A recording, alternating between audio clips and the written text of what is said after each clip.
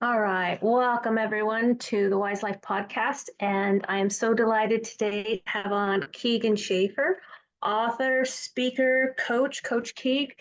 And we will be talking about his latest book. It's not his first book, his latest book, Growing Through Adversity. And today, I think we talked about prior to the call of like just kind of starting with the conclusions you went through with the book launch because I thought those were so beautiful.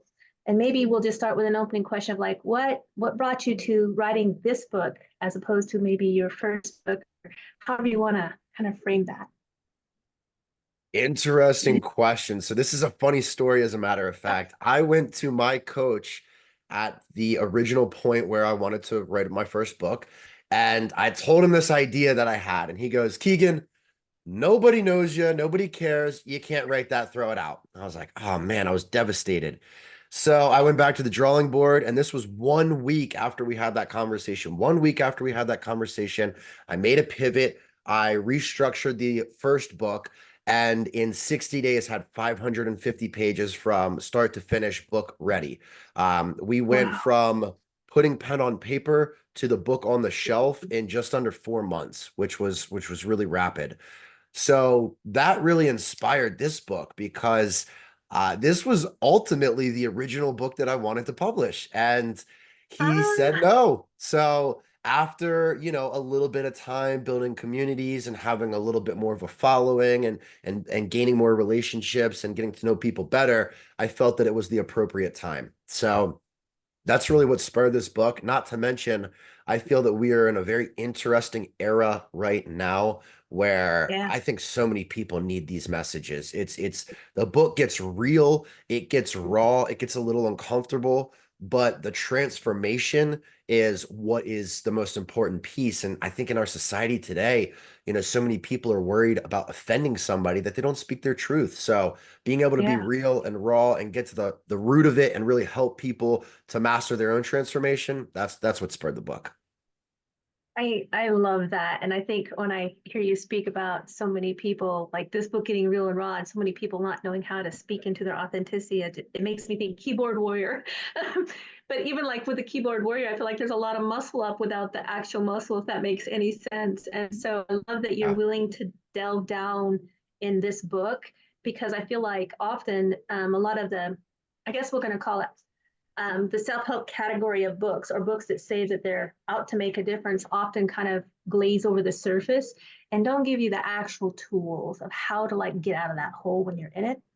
And that's part of what I loved about this work and your prior work for that matter is like your book is like sprinkled with tools to help people. And if you wouldn't mind, like maybe introduce us to like the first of those three conclusions that you talked about on the book launch. Absolutely.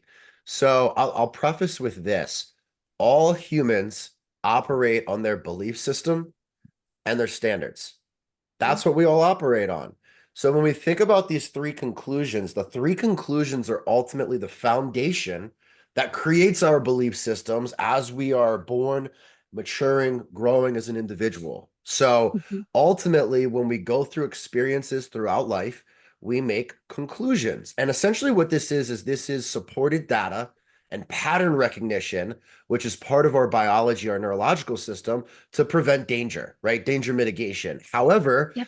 if it goes unchecked and if there's not a level of awareness in that development, which most people do, it can be catastrophic in your adult life. I Yeah. experienced that myself. So the three conclusions ultimately are the conclusion that we make about ourselves, that we make about others or a group at large, and the conclusions about life. And those three things right there will create your belief system more than pretty much anything else. So I find this tool is something that you don't just digest, read it one time, and you're like, oh, I get it. It's Right. something that you have to process and mull over and over again until you really, really get it. But when you do, it is transformational. I've done this exact exercise with a lot of one-on-one clients, and Mhm. I cannot remember a time where there weren't tears on this call, right? Right. Men, women included. People start bawling because these are trapped demons that they haven't realized or put under the microscope. And when you ultimately do that, it gives you such a great deal of awareness to act differently moving forward. Right. And if you don't mind, we'll delve in a little bit there because I'm so aligned with that. And I know it took me a while to really sort of master my own process where I work with people with their beliefs and locations, goals, current reality through the system that I work with. But I know that when we're talking about what you do, this idea of self, others, life, that belief system often goes down into what we call the unconscious. And I wanted to talk with you a little bit about that and when that's formed. And maybe could you give us like an example from your book to help people understand why this is so important? Because I know that it's easy to say, oh, beliefs, everybody has them, whatever, but like they actually are sort of I always call it like the hard drive in your brain that's kind of hidden underneath. And if you don't address what's written in that hard drive, then you're consistently stuck or running into walls, right? And I wondered if you could speak into that, maybe starting with like the self, if you had an example from that you were comfortable sharing. Absolutely. So I find that I like referencing Aristotle in this context because Aristotle was famous for quoting, "Give me the boy until he's 7, and I will show you the man," which is what you just alluded to. The fact that we create these hard drives, and that is the origin, the point of origin where we make all of our decisions. And you know just as well as I do that the decisions that we make lead to our thoughts, which lead to our actions, which get us our results. So it is totally connected. When we separate the conscious and the subconscious mind, the conscious mind is everything that you're pouring into it on every given second. The music we listen to, the food we eat, the people we surround ourselves with, the things we say yes and no to, all of the decisions that we make are filtering into our conscious mind. And then what happens is over time, it becomes our baseline. With that baseline, it's trickling into our subconscious or unconscious. And in that unconscious, that's where you will just make those decisions without even being cognizant of it. And so repeated over time, that will get your identity. So back to your question there, an example of the conclusion of self is that, and I'll share a real and a raw one of my own personal story. So when I was a little boy, and this was back with the corded phone, if you remember those, my Yeah. father would call me and he would say, "Hey, I'm gonna come pick you up tomorrow." And I would get so excited.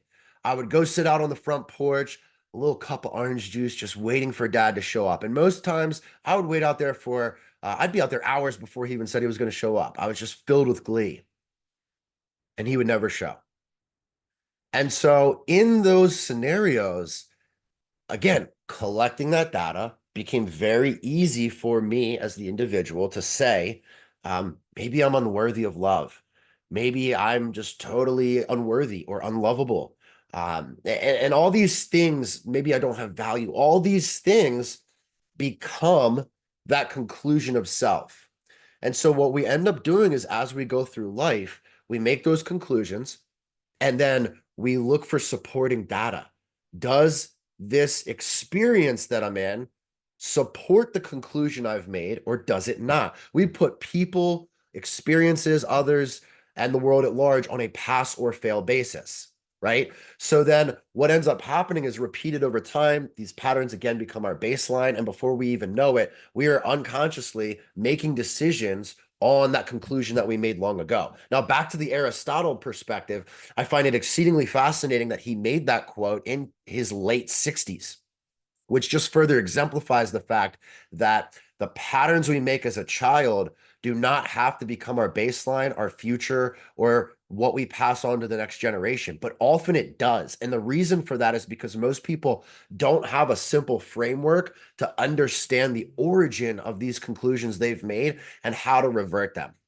So again, that's why I find this exercise to be very powerful at the individual level to be able to go through these various conclusions that we've made, get to some of the root memories, and then start to peel those back. And there's a whole bunch of different exercises that I can share with that. What I will tell you is that it is difficult to do this. It is difficult because, again, you have created these blind spots of emotional pattern recognition that support this. So, admittedly, nobody wants to be wrong, right? So we go throughout life, we continue collecting the data, and then this creates our life. hear so much in what you're saying, and I want to touch upon a few points for our viewers who, just to help with the language a little bit. Because one of the things I say, you correct me if I'm wrong, but what happens is that when our brain is trained in that way, there's a little mechanism in our brain that a lot of people don't know about called the reticular activating center, which is basically pattern recognition, right? And when those patterns that we learn as a young child become our patterns in adulthood. And the really tricky thing is that we start running our lives on this idea of confirmation bias. Now, I know most people don't use confirmation bias in that way, but really that's what it is. We look at the world to confirm a belief that was set in that 0 to 7 range. That's what I'm hearing you say. And then what another thing I'm not exactly sure where I came across this data, but I remember it because it was profound when I did. Um, I think it's like some 5 to 7% of our consciousness is at a top level consciousness, and the rest is like, it's like an iceberg down here, big old iceberg, and you only have like this much above, and the rest is like this paper, if you can imagine. That's a huge amount of like beliefs and conclusions we've reached in that 0 to 7 frame that rule our lives. And I hear you talking about how that steers your life. Now, if you don't mind, if we go to that example you gave about a conclusion or a handful of conclusions that could come from that little boy who rushes out and waits for his father. There's a ton of conclusions and beliefs that could be drawn from that could drive a person's life. Would you mind? I could pick a few, but would you mind sharing a couple? Of the conclusions. Yeah, that you had to work through if you're comfortable. Absolutely. So I would say unworthiness, unlovable, and probably the biggest governing one was not being able to trust others. Now, Yeah. it wasn't just from that one root memory. There are a plethora of memories, again, conclusions about others or a group at large, that supported that data. So I went throughout life having a very difficult time trusting people. And how that actually played out in work environments, I didn't want to hand the baton off, right? I wouldn't Yeah. necessarily trust my coworkers. In relationships, I would always get to this breaking point where I couldn't necessarily articulate the triggers as a young boy, but I knew that there was something driving me to get to a point in a relationship where the trust wasn't there, you know? So there Mhm. were a ton of examples of going through life having experiences that weren't related to my father or men or any of those things, but they played out in all these other domains. You see, I think Mhm. that the individual has 8 categories that define who we are ultimately, right? You've got Oh, everything from career, income, personal development, health, spirituality, living environment, recreation. All of these things make us up. And so that baseline conclusion, excuse me, that baseline conclusion will influence all those other domains. Why? Because we have created a belief system about ourselves. It doesn't mhm. matter the context that the individual is put into, they're going to draw back on that conclusion. And then the Yep. standards we hold are how those play out, right? And so Yep. another thing I want to touch on really quickly, you talked about the reticular activating system. That's in the book as well. And one of the components of that is this red car theory. The red car theory is very simple. If I were to go to you and I'd say, hey, listen, every red car that you see today, I'll give you $150. You'd probably find a lot of red cars, right? The Yep. point is, we do the same thing based on our conclusions. We go out seeking that red car or that conclusion we've made in different contexts and environments. And what ends up happening is when we continue to draw that data, we are rewarding ourselves unconsciously. Because again, we're reinforcing the pattern that we have created. And if you reinforce anything, good, bad, and different, doesn't matter. If you reinforce it over and over and you reward yourself for those things, you'll get to hold on to those, right? Tony Robbins says, if you fight for your limitations, you get to keep them. And so Yep. often people just aren't aware of it, so they don't make the change. And there's so many things that can be diluted to the foundational development of the individual. But again, based on neurogenesis and a lot of other neurological pattern recognition and other things that we develop, you can rapidly grow and change at any point in your life. It's not limited to those patterns from youth. but you have to have the awareness to understand and move past those. My example is my nan, my grandma, she's 85.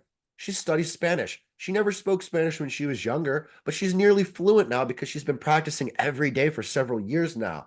That is proof that it doesn't matter what age you are, you can learn, change, transform all these things. So, really powerful stuff. Yeah, and that's part of the reason I really wanted to have you on, because what you do is so powerful. And I can't, you know, I wish I would have had a coach like you when I was working through this stuff, because you would have held my feet to the fire and I would have figured it out probably faster, so much faster. So one of the things that comes to mind when I'm listening to you is this idea of a disassociate identity, or a disassociate chosen identity. So one of the things I've dealt with people in my work, and I'm sure that you maybe have seen some kind of example of this, but they have trouble addressing those root memories you're talking about, because they associate them with their identity, meaning they're not seeing it as a pattern in their neurology. They're associating it as, this is me, right? And that's part of the reason why I wanted to have you on, because I think the work you do is so powerful in separating that fact from fiction, understanding that these patterns that control us are not who we are. They're a program of patterns in our neurological and bio, like our physical systems, that direct us. And we have choice over whether to stay rooted in the first one that was given to us, or to come out of it. And I think that's so powerful for people who have experienced all sorts of challenges and trauma. So I would just thank you for doing the work you do. Of course. And then before we move on, was there anything else you wanted to add, or you ready to move on? Well, I think one last statement around what you just said is that the identity piece is so critical. Yeah. Typically, when I'm working with an individual, there are three major components we focus on: identity, limiting beliefs, and strategy or plan. The thing about identity, I love the Arnold Schwarzenegger quote here. You could have the best boat, the best crew, and the best captain in the entire ocean, but if you don't have an end destination, you'll just float around aimlessly. And I find there are so many people that are lacking this element of purpose, meaning, and end direction. And so they go about their life and they bounce from thing to thing and they get jaded by fleeting material goods or whatever it is. Listen, I'm not judging. I've been there as well. But the point is, if you don't have conviction and clarity on the identity that you want to create in the future moving forward, then how can you ever attain it? It's like if I put a blindfold on you and gave you a bow and arrow and I said, hit the target, how are you going to do it if you don't even know what you're shooting for? But so many people are going based on those past memories, like you said, and they have full conviction that that is their identity. And what happens is they start to fight for that. And a lot of Yep. people who are outsiders looking in, they can see that and go, well, why the heck did they do that? Right. But again, to your point, I believe that trauma and adversity give individuals the ability to have more empathy and compassion. You just have to understand that. And that gives you a great deal of support in helping others. And what better meaning is there in life than to take your experiences, your gifts, your skills, and help other people? I mean, I haven't found one, right?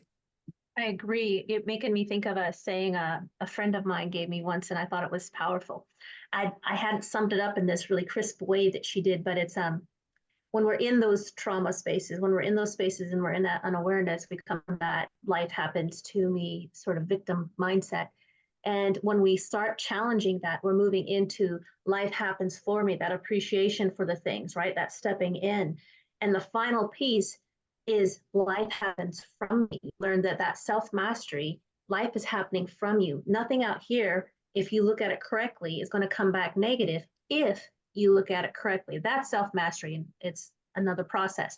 But that for me, I think, is so pivotal to the change and growth that leads us forward, which brings me to that second point in that third, the three conclusions that we were speaking of, which is the others, how it shapes our perceptions of others. And I wondered if you had an example of that you would like to share, of how that 0 to 7 range, you shared the example of like the little boy on the porch, and how that shaped your self concept. But what about shaping our concept of others in the world now that we've kind of pivoted into like that, to me, for me, from me, that understanding of self-mastery. And when we're in that space of others, if we don't have a healthy concept, self-concept, then we don't know how, like we get what we were given, right? And I wondered if you had that example from your Absolutely. book or That's a whatever. great one. Yeah, and really quickly, to, for, and from. You made that post on something recently, and I think it's so true, right? And if you stay in that first domain of it happened to me, you can never get ahead. Woe was Yep. me. Why does this keep happening to me? The world is against me. That keeps us trapped. And, Yeah. and I think systematically, a lot of people have been conditioned to stay there. Yeah. But to your question there, the a really simple example of the conclusion we make about others, have you ever driven and you go and you get behind somebody who's going really slow or they're driving crazy and you go, "Wow, people can't drive." Right? That's a generalization, a conclusion that we've made about people at large. And I think the truth of the matter is that people actually are very unpredictable. We always have different things going on, driving factors, exterior motives that influence the decision we make today that may have been different than the same decision in the same context that we would have made yesterday.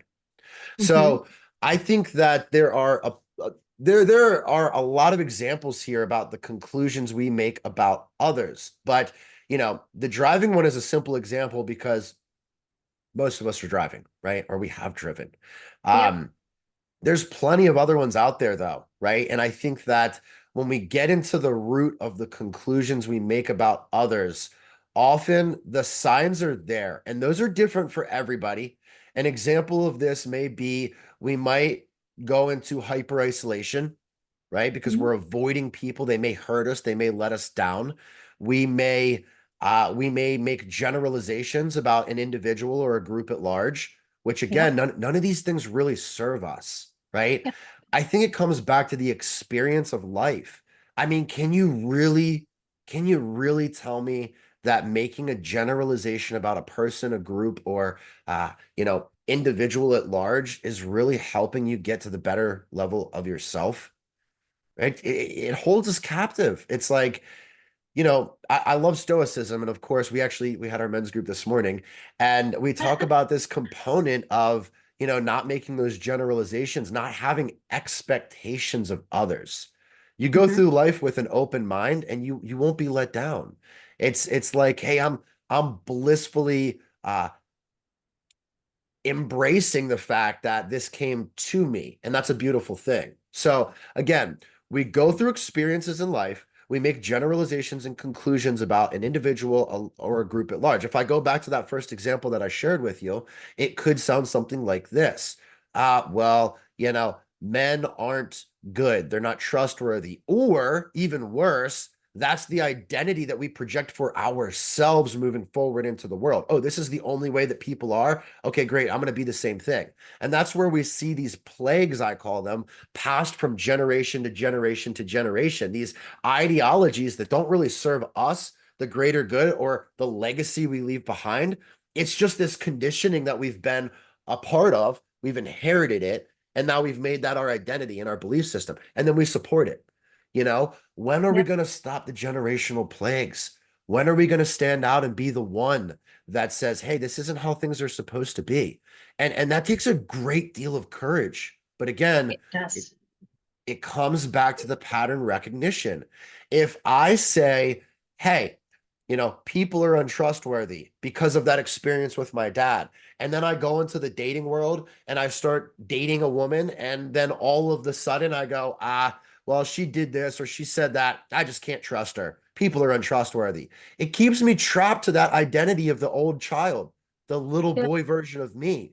And and Yep. and you can't get ahead, you can't grow, you can't impact, you'll never feel fulfillment when you stay there. Absolutely. So I have a couple things running through my head right now. To anchor in how where you started this one with the driving, I think sometimes that how we look at others can be the flag that helps people who are really swamped and unable to see the self concept. How we see others can be the thing that is the flag that leads us to starting to do that work. And the reason why I say that is because sometimes it's so obvious. So an example I read or heard somewhere here recently, and it made me laugh because it reminded me so much of some of the older gentlemen in some of the branches of my family. But a woman was sharing the story of she and her dad were driving by something, and there was a fender bender, and there was a woman and a man and a police officer standing there, and they were talking, and her dad went, "Women drivers," and it made her stop and think, "Wait, what? Woman drivers? We don't even know what happened here, right?" Um, but her dad saw, the police officer, the man, and the woman, and immediately had a conclusion based on programming. And so I think sometimes when we look outside, like when people are caught in that programming and or are not yet able to recognize the patterns in themselves, they can begin to recognize it by what they judge in others. It's always a reflection of self, right? What we judge in others. And that story stuck with me because I could personally relate. It was like, oh yeah. I Right. mean, I've heard that from older gentlemen in my family, women drivers, and it's like, Hmm. and then when I learned to not go and just sort of laugh, it doesn't show up in my life anymore, right? Back to that activating center we're talking about, the reticular activating center.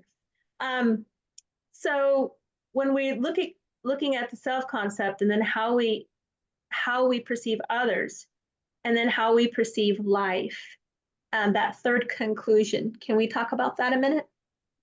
Absolutely. Before I shift there, I want to touch on something Please. you just said because it's so imperative.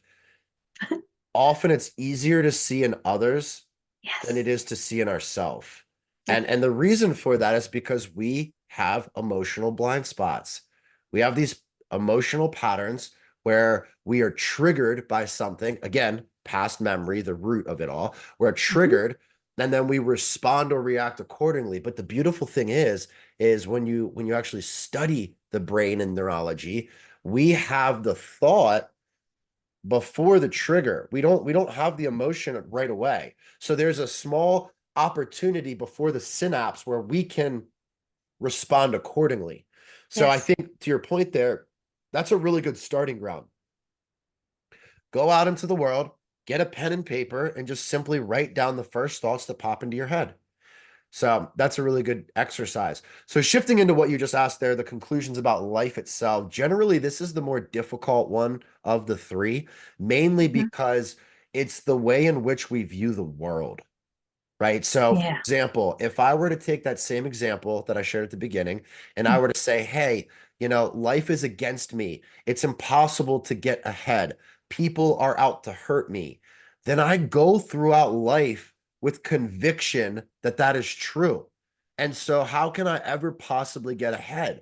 Because again, what you alluded to and the concept of the law of attraction, it is simply this: when we hold this identity of ourselves and we share it outward with the world, it will come back to us. And so when we hold on to this conclusion, when we reinforce, we reward that conclusion that we have made, we go into every experience with supporting evidence and data. We go, Yes. oh, hey, yep, that's the way the world is. And guess what? In this technology laden world, it is very easy to connect to an algorithm that supports your belief system because there is an Absolutely. element of dopamine and serotonin released in the social media world, which, and again, not to get off the rails here, but we talked about this morning in the group. It's fascinating that we as human beings, men, women, have been tribal and community creatures in nature for thousands of years. The Yep. internet era was introduced just around 1985. So we are in like the infancy stage of the internet era. And when you think about the conclusion about the world, it's really tough for people to disassociate and disconnect with the conclusions they made prior. Because if you spend any time on social media at all, you're going to be fed data that Yep. support your conclusion. And Yes. so we have all these people that are going around saying, oh, well, I can't see the world any other way, right? The world's a gross place to be in. Like I heard this the other day. I was in the gym and somebody said, I don't know that I could even have kids in the world today. Oh. And I stopped for a second. I said, well, why is that? And I wasn't speaking with the individual. So to myself, I was like, well, why is that? Well, it's because of the conclusions they made about the world itself. They think that the world is this tough place, a gross place. The economy's hard. If you believe those things and you go out seeking those things, you will find them in abundance. But equally, if you go out and seek the alternative or the positives, you can find those in abundance too. I so agree with what you just said. And I think what stands to me really, really profoundly is that often when people are trying to dig themselves out of a hole, some trauma, something, um, they they go from victim, this happened to me, to blaming, which is still victim, but they're projecting it out, right? To blame. And when you speak to those individuals, or if you're in that yourself and you talk about stepping into the pain and breathing your way through it, no way. This isn't my fault. When you talk about forgiving, they think forgiving means forgetting and kind of like agreeing that whatever happened to you was okay, like that it's something that should have happened, like that it's a good thing. And what I find fascinating and incredibly powerful is that when we look at forgiveness from the standpoint of, let's say, a child was sexually abused, and I'll pick on this topic because I can speak at depth and length to it, but we'll say that that's the trauma, right? Um, when we flip the script on that, how could this happen to me? And step into the pain with somebody there to witness, a safe somebody there to witness, and just breathe and feel the pain, we can let it go. Has nothing forgiving has nothing to do with saying that it was okay, it happened. It has to do with letting go of the shocked energy in our body that happens when that event occurs. It's letting go of that shocked energy so that our energy can flow, because at the heart of who we are, human beings, we're very, very expansive, right? So when trauma happens, it shocks our energy, like it kind of freezes it in us. And we're taught in our culture, mainstream culture, most people are taught without people even being aware of it, to suppress your feeling, suppress your feeling. Your feeling isn't okay. It's not okay to cry. Stop that crying right now. That kind of thing. We've all heard it. And that's exactly opposite of what needs to happen. When we can embrace the flow of feeling with presence, it actually releases it from our biosystems and our belief systems. It actually allows us to process it and place a new meaning on the event. Now, I sat across the table from someone once, and I won't divulge too personal because it was private, but I was allowed to be in circles that were very profound. And I remember distinctly a particular woman. We were sitting in this dingy, God, it was this old building that had that old pea green carpet, that carpet stuff, and that orange carpet stuff, and these flickering fluorescent buzzy lights, because it was the building we could get for the purpose at the time. But I remember sitting across a table from this woman, and she had to have been 10 years my senior. And she was asking me if I was sure that I wanted to be there, and I said sure. Are you sure? She says, because I've screwed up 3 therapists. And I said, what do you mean screwed up 3 therapists? And she said, well, they were traumatized by hearing my story. And I remember I said to her, you don't have to worry about that here. Are you sure? I said, I'm certain of it. So she told me her story, and as she started to tell me her story, like all the emotions are coming up. She's starting to shake. First she goes pale, then her voice gets awkward, the whole trauma thing. And I sat there, I didn't say a word, I listened to her. And when she was done, when she stopped talking, I put my hand out like this on the table. I didn't touch her, because you don't want to touch a trauma victim when they've shared that without really being careful. So I held my hand out like this, palm up across the table, and offer. She put her hand in mine and then just wept. And then she looked at me and she said, are you sure you're okay? I said, I'm just fine. I got up, I gave her a hug. And I knew in that moment, for me having faced my challenges meant I could pay this kind of moment forward. That's super, super powerful. And we forget that we move into forgiveness and we let that energy out of us, we can hold space for others to gain their power and heal. And it can be really, really profound. And I want to touch on that for a moment because a lot of your book is really gritty. Um, and down in the depths for people who have went through really tough stuff and really powerful. And I didn't want to miss this point of how powerful it is to be able to process this and move beyond it and not be wrapped up in those identities that were given to us at a young age, because those aren't really who we are. They're the programming we received. I'm going to stop and say, you want to add anything to that? Absolutely. Well, first of all, thank you for sharing that insight. I'm sure anybody who's listening to that can gain a tremendous amount of value. I think there's a couple major things that stand out to me about what you just said. Number one, we are all energy. When you look Yes. at the earth and every physical entity, it is energy bound together, right? So Mhm. that's an important thing to understand, because if you think about an experience, you're holding on to the energy that was conducted in that experience. And Yes. until you recognize it and let it go, it will be a part of your identity. Yep. And then continuing to take that a little bit further, in the book, I share a whole section on this of writing your letter. And it's exactly what you just touched on. You're writing a letter about what occurred in that scenario, and you're releasing it. You're letting it go. Now, you don't write this letter to inflict pain or remorse or guilt in anybody else. That's not the point of the letter. The point of the letter is for you to articulate what actually occurred in your mind and say, okay, does that serve me anymore? And let it go. And continuing to dive into this, a couple other things.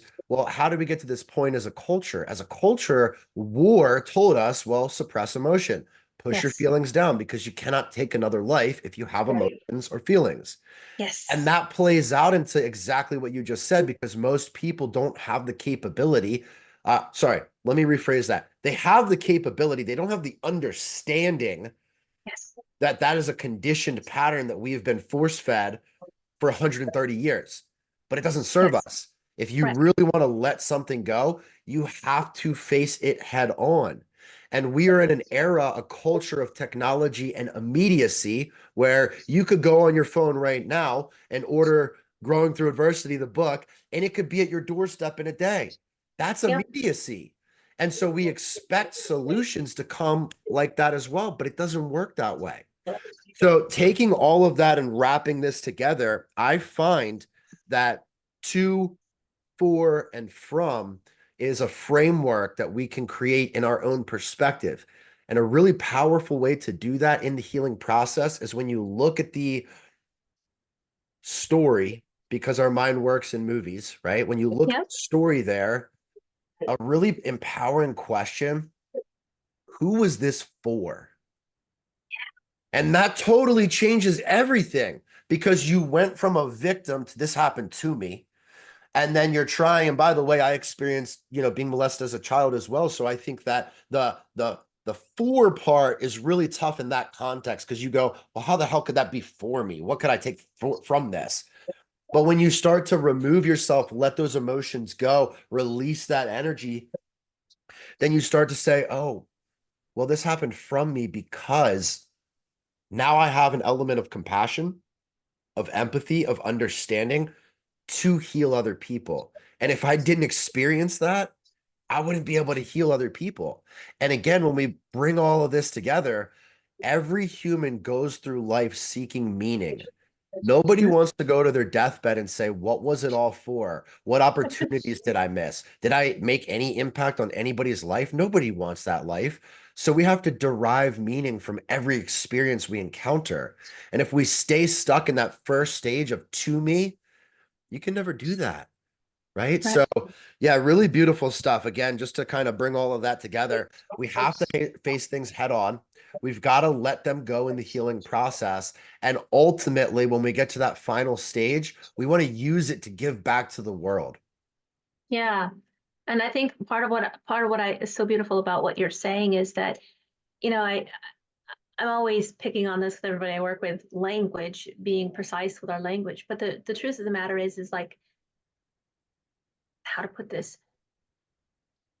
Things that occurred in our lives were experiences. They're not identities. Things that occurred in our lives were experiences we lived through. I kind of think of it this way: if you think of a river and a dam placed square in the river, right? Human beings and our energy, what our energy is always doing is seeking to expand in one way or the other. We're speaking, I mean, that's the natural space. You look at any child, they're so curious about everything until somebody tells them to be otherwise and slaps their hand multiple times. A child is so curious about everything. In fact, I would say easily 60% or more of what a child gets in trouble for is their curiosity because they got into something that somebody doesn't want them to and they get in trouble, right? It's it's their expansion. So we always are expanding as humans. And when that expansion gets up, it's like putting a dam in a river. Now, if the river was powerful enough and we didn't have enough, powerful enough technology, what would happen is that water would rise, and then be seeking an alternate route around. That's what happens to the energy within us when it gets blocked. That's part of what forms our belief systems and our character traits, right? Somebody puts a dam in and says, you can't do this, don't do it this way. You still want expansion, right? That's kind of who we are. So you find another way. That's how come kids, like, for example, my kids are really good at art right now and getting better at other subjects. I'm going to use this as an example. They got their hands slapped so hard in this public school system when they were in the public school system that they got totally scared of asking questions and exploring these other things. So it got down to the only thing that they loved for a bit was art because they didn't get their hands slapped as much there. So you see that expression goes over into art. And through homeschool, we've been able to undo a lot of that. But that's where we started, and they still are very good artists. But the point is that was how that was formed was a block was put here with that expansion, you see? And so I wanted to like link on. I think what's so important is that number one, that people understand you're not shackled by your story. Your story's not who you are. It's an experience you had. You know, um, you've quoted. I don't know. I'm going to stop here before I bring us to that point. Is there anything else you want to share or talk about? Well, one thing you just alluded to is that our story is not our Mhm. prison, it's our portal. Yes, I And I like love that. that expression. I think that, and here's another one that I have in the book is that with every adversity, there is an equivalent seed of good. Yes. And like you talked about, the words are so important because the key word there is seed. Well, Mhm. you can't just throw a seed out into the wind and hope it blossoms and flourishes. You plant the seed, you nurture it, you take care of it, and then you reap the benefits of the harvest. And that's something that we overlook quite Yep. frequently. So I just wanted to touch on that before we moved on. Well, I think that's so important, and I'm so glad that you brought it up because I see it all the time actually. So back to that reticular activating system, that whole confirmation bias thing, that seed idea that you just shared. I see so many folks talking about how bad the world is, or how bad the politics, or how bad whatever is. But the truth of the matter is that we can't actually receive and perceive good in the world until we plant the seed there, until we be that. I always say to people, and I'm going to say it to you this morning and share a brief story before we tie up, because I think that your work is profound. I think your book is really powerful. And just anybody who's picking up this podcast, if you're looking for a great coach or somebody to speak on adversity, he's your man. Um, we often cannot measure because it is energetic the impact we make as a singular individual. And I'm saying that from the space of a memory of when I was in my early 20s, and I was reading all these esoteric poems and writers of old and stoicism and um, a lot of quotes, a bunch of stuff. And I kept thinking, God, these guys are so on. Why? why aren't people practicing this? I mean, I look around and I was kind of newly off the mountain I grew up on, so I was kind of new to society. And I thought, well, what would happen if one actually lived this? And so I decided to make it a personal practice. I didn't announce it, I didn't tell anybody. I just started practicing. So wherever I went, it was my goal, no matter what I was doing in my day, whether it was in the bank, the post office, checkout line, whoever the person was that would wind up in front of me, the clerk or whoever. If they looked like they were having a bit of a rough day, I would find a way to make them smile. It was a personal practice, some way in that little interaction to uplift them. And my rules were that I had to be authentic. I couldn't make it up.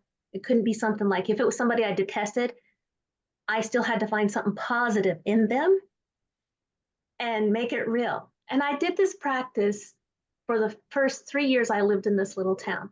I didn't tell anybody. I just did it. It was my self-improvement program. And then after about 3.5 years in that little town that I was living in, my life fell apart. Not to say, but it fell apart, and I was having a real difficult time continuing forward. And I wasn't at the time, it wasn't something that I could share with people. I was not as open as I am now. I was very closed. I was in my figure it out stage. And this really profound thing happened. In the space of about 2 months' time, hundreds of people. I mean, this is a town you could walk across in a half hour. It's not a big town. Hundreds of people started coming out of the woodwork. And they'd come up to me and they'd be like, "Are you okay?" And my rule was I couldn't lie. So I'd be like, "Oh, I'm alive," but I wouldn't talk and open up to them. And they'd say, "Well, I've just been concerned about you. I miss your smile. You came into the store that day and you said something to me that really stuck with me." And they would share these stories of like quotes I'd shared with people about, with every valley there's a mountain, or there's a mountaintop. All these things that I'd share with people. Some people I'd gotten flowers, some people I'd randomly dropped off cards or paid for their ticket or whatever. Like I just made it my practice, and I didn't do it for reward. I didn't do it because I wanted them to notice me. In fact, most of the time I was trying to be like very hands off. But people started telling me stories like one was, I didn't even know it at the time, but I walked into her store and um, discovered that she looked grumpy and she looked like she was really struggling. She looked really sour, actually, like intimidatingly sour. And I remember I mentioned some quote to her was encouraging, and I had a 15 extra minutes in my day that day, and I went right down the street to the floral place and I bought a bouquet, and like in the vase, and I brought it back and I gave it to her with a card. I didn't linger. I just said, "Here, this is for you. Have a beautiful week." And I left. Turns out that she had lost her husband that week. She'd become a widow. I had no idea. I had people coming to me telling me they were on the brink of suicide when I had said this or that. Like they were sharing these stories that were just profound and wanting to know, can I help you? You don't seem to be your normal happy self. And so I always say to people, you really have no idea the impact you can make, because I didn't do any of that for recognition when I was practicing. And frankly, it's made such a huge impact on my life because even today, like I get choked when I tell the story because like it was like hundreds of people and it was these kinds of stories.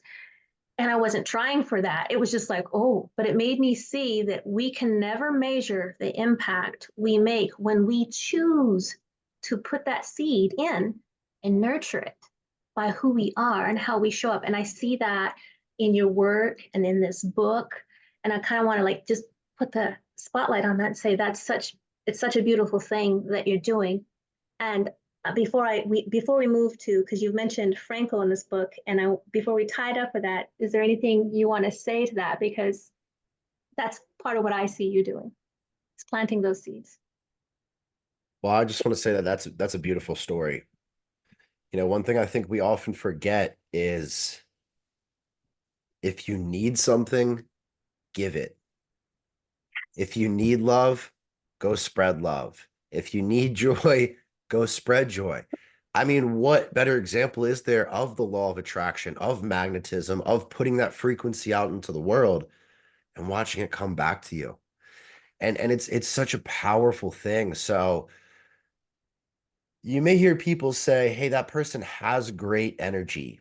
we don't have great energy. We are energy. It's an expression of energy. It makes me think about the drawing that you said with your children and their artwork, and it's free form expression. Mhm. But so often we don't do that with positive emotion because Yep. we're conditioned to close that off. So Yes. yeah, I think that was a beautiful story. And to your point there, you have to plant seeds and you're always planting seeds. You know, there's a chapter in the book called Faith in the Outcome. And the truth of faith is that we always express faith.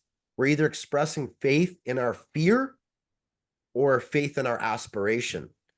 But either way, Yeah. there's always faith expressed, and it's done inadvertently. We don't even know. It just occurs. So it's a really powerful thing. I think that the brain is more powerful than any supercomputer that's ever been created.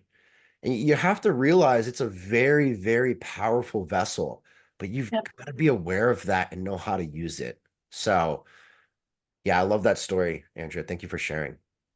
I'm gonna wrap it up first with your permission, and I'm gonna kind of tag off of the last thing you said. Um, our brains and our biology, like the whole human body, mind, soul complex is what I tend to call it when I get really technical. But the being that we are as humans is super duper powerful, and the real trick is learning how to um, wield that. We're so busy looking out of our outside of ourselves at technology and all this other stuff, but when we really look within, there's so much power within us. I always say, we can zoom to science and look at atoms.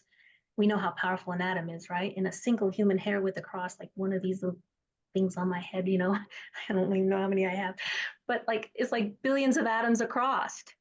That's how small an atom is. And that sheer energy in a singular atom, that's part of what we're made of.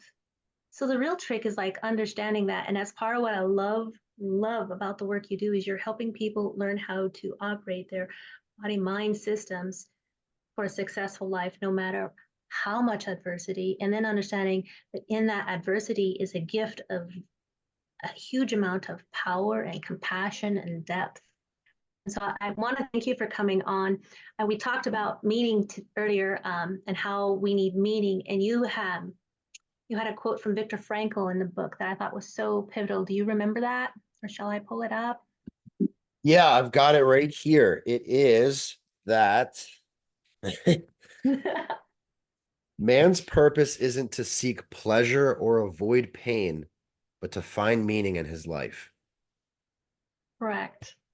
Frankl was so smart. His story is amazing too. For those of you who haven't read Viktor Frankl, go do it. Where can where and I so thank you for that. Um, this I wanted to end on this quote because that focus of meaning and purpose, not to not to find pleasure or avoid pain, really is a deep understanding that we as humans, as an individual, get to place a meaning on the experiences we've had and are having and may have. We get that's our power. We get to place that meaning, and I just think that's so powerful, and that you had that in there. I was just like, oh, um, where can people find you? Where can they find your book? Give us a little bit of that data so people can be able to reach out. Thank you so much. The book is on Amazon, Growing Through Adversity. Very excited to share that. And then I can be contacted at Coach Keeg, that's COACHKEEG at gmail.com. And there's a bunch of my information in that book. So there are resources, supporting tools, exercises, all kinds of stuff in the book where we can be found. But one thing you just said right there, and I know that we're wrapping this up, but It's all good. I think that that concept of good and bad is based on our conclusions. But the Yep. avoidance of the pleasure and the pain, again, it's a pattern recognition to keep us safe. You know, there's the Miriam Williamson poem, Our Greatest Fear. And I Yep. love that poem. And in the poem, she says our deepest fear is not our darkness, it is our light. Yep. Who are you to play small? I think that everybody benefits when we truly live our authentic self and we share that light with others. I mean, that goes back to that beautiful story you just shared. That's the meaning of life. What greater pursuit is there than to understand yourself, gain compassion for yourself and for others, and then go share that light to everybody around you? I think that the infinite mindset has been lost. And what I define as the infinite mindset is if we were sitting at a table right now and there was a pizza in front of us and you took a slice of pizza, I don't view that as one less slice for me. There's enough pizza to go around the whole world, right? But we have to find ways to use that and support each other and love and honor because we are all interconnected. And it doesn't really matter what your belief system is or whatever is going through your head right now. We are all interconnected in a way. And even if your story and my story might slightly differ, the emotions we can relate to, the battles we can relate to, and when we get to the end of our days, we all wonder, what was it all for? That's meaning. Yeah, I agree.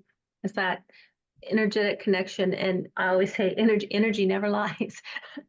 And this is part of, I'm going to pivot it back on you, but I'm be like, that's part of what's so wonderful about the work you do is that you're supporting people actually operating their body mind systems complexes in a way that they can have access to that. And I honestly can't like encourage people enough to be like this.